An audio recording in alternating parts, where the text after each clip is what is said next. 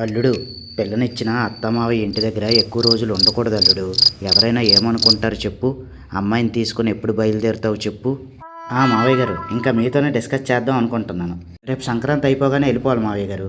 ఈ లగేజీలు ప్రయాణాలు అంటే అస్తమానం అవ్వవు కదా. చెప్తున్నాను, రేపు సంక్రాంతి అయిపోగానే వెళ్ళిపోతాను. మళ్ళీ ఈ పండగ ఆ పండగ అని నన్ను ఉంచితే ఒప్పుకొని చెప్తున్నాను. వినాయక చవితికి వచ్చేవాళ్ళుడు, దసరా అయిపోయింది, దీపావళి అయిపోయింది, కార్తీక మాసం కూడా అయిపోయింది, సంక్రాంతికి ఇంకా 2 నెలలు ఉంది. ఇప్పుడు బయలుదేరి అప్పుడు రండి అల్లుడు. అంటే మళ్ళీ లగేజీలు సర్దుకొని బయలుదేరడం, ప్రయాణాలు చేయడం. ఈ రోజుల్లో ప్రయాణాలు ఎంత భయంకరంగా ఉంటాయో తెలుసు కదా మావయ్య గారు. ఎన్ని చూస్తున్నాం రోడ్ల మీద యాక్సిడెంట్లు. నీ ఊరు పక్కనే 10 కిలోమీటర్లు, బయలుదేరితే పావుగంట ప్రయాణం. ఏం పర్వాలేదు, ఇప్పుడు బయలుదేరి అప్పుడు రండి అల్లుడు. కరెక్టే, కానీ ఇప్పటికిప్పుడు వెళ్ళిపోతే అత్తయ్య గారు, బామ్మర్దులు వీళ్ళందరూ ఏమనుకుంటారో మరి. వాళ్ళందరూ చెప్పడానికి ఇబ్బంది పడి చెప్పలేక నన్ను పంపించారు చెప్పడానికి. అంటే నాకు ఏ పని పాటు లేక 3 పూట్ల మెక్కడం కోసం ఇంట్లో ఉన్నాను అనుకుంటున్నారా? ఏమే, లగేజ్ మొత్తం సర్ది బయలుదేరు. ఇంత అవమానించే ఒక్క క్షణం కూడా ఇంట్లో ఉండకూడదు. బరువు మొత్తం పోతుంది.